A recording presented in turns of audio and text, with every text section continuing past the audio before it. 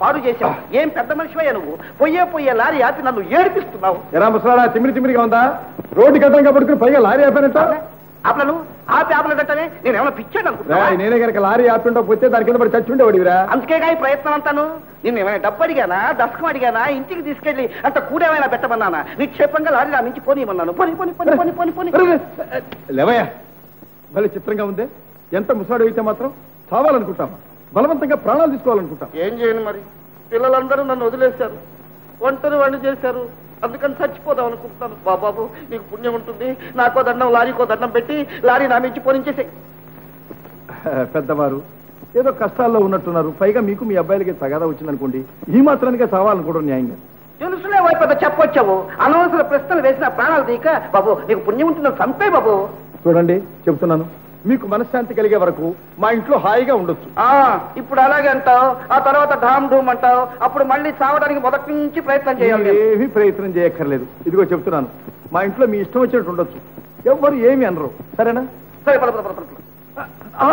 ఇటెక్కటి వెళ్ళలేరు. అటెక్కండి. అది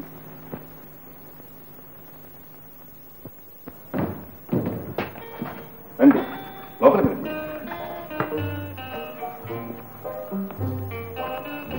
ఈ ఇల్లు సొంతమా అద్దెదా?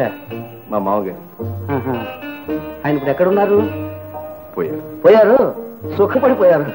సరే మీరు కాసేపు కూర్చోండి, నేను ఇప్పుడే వస్తాను. కూర్చోండి. విజయ బొమ్మ కూడా పెట్టారు. నమస్కారం మామగారు. విజయ, ఆయన కొంచెం జాగ్రత్తగా చూసుకోవాలి. పిల్లలు కూడా సరిగ్గా చూడటం లేదేమో అనిపిస్తుంది. అందుకే మతి కూడా చెల్లించిందేమో అన్న అనుమానంగా ఉంది. ఆత్మహత్యా ప్రయత్నం నుంచి ఆయన అనిపించేసరికి నా తల ప్రాణం పాక్కొచ్చింది. ఏడు చెవులు కొనుక్కుంటున్నారు. ఏదో రహస్యమా?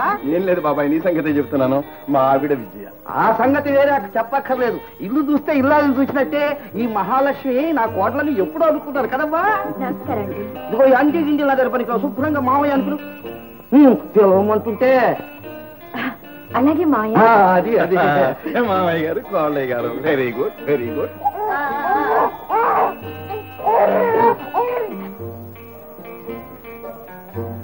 పసివాడిని ఆయాక అప్పగించావా? అంతేదే. ఈ కాలంలో ఆడాళ్ళ కనటమే కానీ పెంచడం చేత కాదు. వాడు మా బిడ్డ కాదు బాబాయ్, మా చెల్లెలి బిడ్డ. ఏంటి అమ్మాయిని పుట్టింటికి తీసుకొచ్చావా? మనవాడిని చూద్దాం పదా. పద బాబాయ్. ఎలా రాజా, ఇవి మా చెల్లెలు శారద. నమస్కారం అండి. శుభం. తల్లి బిడ్డ లక్షణంగా ఉన్నారు. అన్నట్టు అల్లుడెక్కడా? ఆ తర్వాత చెప్తాను. అర్థమైంది అర్థమైంది. రంభ లాంటి పెళ్ళం ఇంట్లో ఉన్నా బజార్ సరుకుతో తిరిగే జులాయి వెఫ వదిలే చుట్టాడు. పద.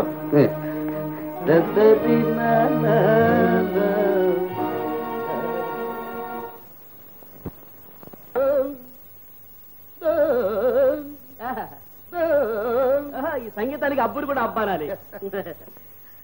ఎవడ్రా ఈ ముత్తుమొహం దర్జాగా పెద్ద మహారాజులా సోఫాలో కూర్చున్నాడు?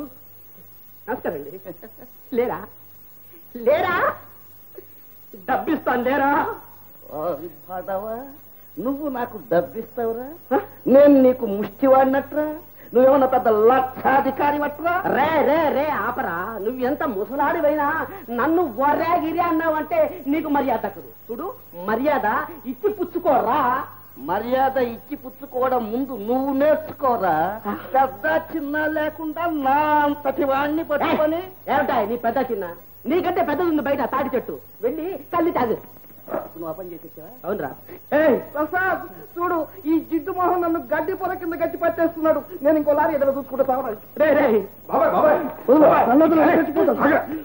ఊరుకో బాబాయ్, అక్కడ మాటలు పట్టించుకోకండి. ఒరే బ్రహ్మ, కష్టంలో ఉన్నాడని తీసుకొస్తే నువ్వు.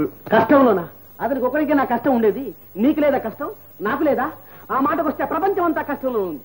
కష్టంలో ఉన్నవాళ్ళు ఏదో ప్లాట్ఫామ్ మీద ఉంటారు, మురికుంటల దగ్గర ఉంటారు, గుడిసిన పడి ఏడుస్తారు. అంతేగాని శాండ్ కుర్చీలు సోఫాల వీళ్ళకి. మనకున్న సమస్యలు చాలక ఈ దరిద్రాన్ని ఈ అరిష్టాన్ని మన నెత్తికి ఎక్కించుకుంటే అతని డ్రెస్ మనకి, మన డ్రెస్ అతనికి వెళ్ళిపోతుంది.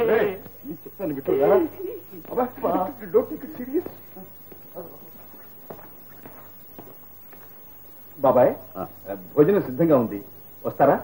వస్తాను గాని ఇంట్లో ఇంట్లో చేసిన వంటతో పాటు హోటల్ నుంచి biryani, chicken, mutton, boiled egg, fried fish, నీకు తెలుసుగా 4-5 7-8 వెరైటీస్ లైట్ గా పట్టుకొస్తే ఈ పూటకు సర్దుకుంటా. మిస్టర్ బాబాయ్ ఒకటి మర్చిపోయావు, ఐస్ క్రీమ్. అది కూడా పట్టుకో. ఇంట్లో చేసింది తింటే అరిగినట్టే. వారి వారి వారి నీకెక్కడ కడుపు అంట పెట్టి ఆయన తినేవాడు నేను మర్చి నీకెక్కడ బేవల్సా దేవల్సా దేవల్సా ముష్టి. ఊరుకోరా, అతిథికి మర్యాద చేయటం మన ధర్మం రా. ఈ పూటకి ఎలా ఒకలా పోను. ఇదిగో ఈ డబ్బు తీసుకువెళ్ళి ఆయన చెప్పిన మనం తీసుకురా. నో ఆ ముష్టి మొహం చెప్పడం నేను తేవడం.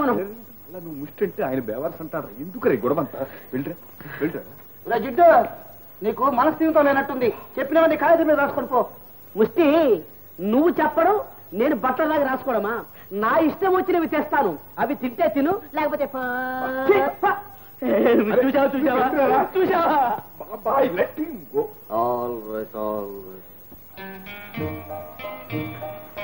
ముందు మీరు కానివ్వండి. కానివ్వండి మావయ్య. ఆతిథ్యంలో అనసూయను మించిపోయావమ్మా. అన్నట్టు వేళ ఏం వారం?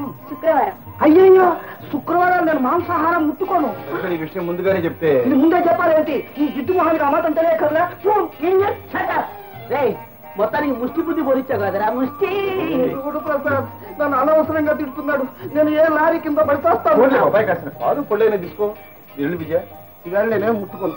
నువ్వు ఇంతగా అడుగుతున్నావు కనుక లారీ కింద పడ్డం మానేస్తా. అబ్బా ఎంత కన్సెషన్ ఇచ్చాడండి. ఇక మీరు నేను సహించలేదు. నువ్వు చెప్తున్నావు కాబట్టి సాధిస్తున్నాను. అబ్బా ఎంత వేస్ట్. నాకు మేక తప్ప కోడి పడదే. పరంధామయ్య గారితో మీరు వియమందబోతున్నారని తెలిసి వచ్చాను సార్. ఎందుకు? మీతో ఒక విషయం చెప్పి మిమ్మల్ని అర్థించడానికి. ఏమిటది? పరంధామయ్య గారి కొడుకు గోపాల్ మా చెల్లెల్ని నమ్మించి గొంతు కోశాడు. ఇది తెలిసిన పరంధామయ్య గారు నాకు న్యాయం చేస్తానని చెప్పి ఈనాడు పెళ్లి మీద పెళ్లి జరిపించి మీతో వియమందబోతున్నారు. ఇది ధర్మం? ఇది న్యాయం? మీరే చెప్పండి సార్. ప్రసాద్ ఇది నిజమా? అవును బాబు, నా చెల్లెలికి జరిగిన అన్యాయానికి ప్రతీకారంగా ఏనాటికైనా వాడికి బుద్ధి చెప్పి నా చెల్లెలు ఏరుకునేటట్టు చేయాలని నేను ఇంకా బ్రతుకున్నాను బాబు. నా ఆశ నిరాశ చేయకండి, నా మాట మన్నించండి బాబు. ప్రసాద్ సమయానికి నిజం చెప్పావు. ఇప్పుడే వెళ్ళి ఆ దుర్మార్గుడికి బుద్ధి చెప్పొస్తాను. సాధ్యమైతే నీ చెల్లెల్ని ఏరుకోమని చెప్తాను. మీ మేలు మర్చిపోను బాబు. నీ కొడుకు పెళ్లి మీద పెళ్లి చేద్దాం అనుకున్నావా? ఇంతకాలం నాతో స్నేహితుడిగా ఉండి నన్నే మోసం చేయాలనుకున్నావా? నువ్వు పెద్ద మనిషివేనా? చిచ్చి. సుబ్బరామయ్య, నువ్వు విన్నదంతా అబద్ధం. నా కొడుకు భవిష్యత్తు చూడలేక ఎవరో అలగాజనం కళ్ళల్లో నిప్పులు పోసుకొని ఉంటారు. కాదు, నాకు పెద్ద మనుషుల ద్వారానే తెలిసింది. నువ్వు అనుకున్న అలగాజనం నా స్థాయిలకు కూడా రాదు. నీకు ఊళ్ళో పరువు ప్రతిష్టలు ఉన్నాయి, సిరి సంపదలు ఉన్నాయి. ఎందుకు ఇట్లాంటి పాపపు ఆలోచనతో నాశనం అవుతావు?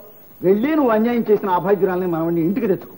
సుబ్బరామయ్య, అనవసర ప్రసంగంతో హద్దు మీరిపోతున్నావు. కాదు, వక్రించిన నీ బుద్ధిని సరిదిద్దుతున్నాను.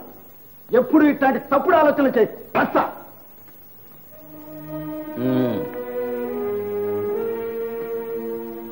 ఇదంతా ప్రసాద్ గారు చేసిన ప్రచారం అయింది.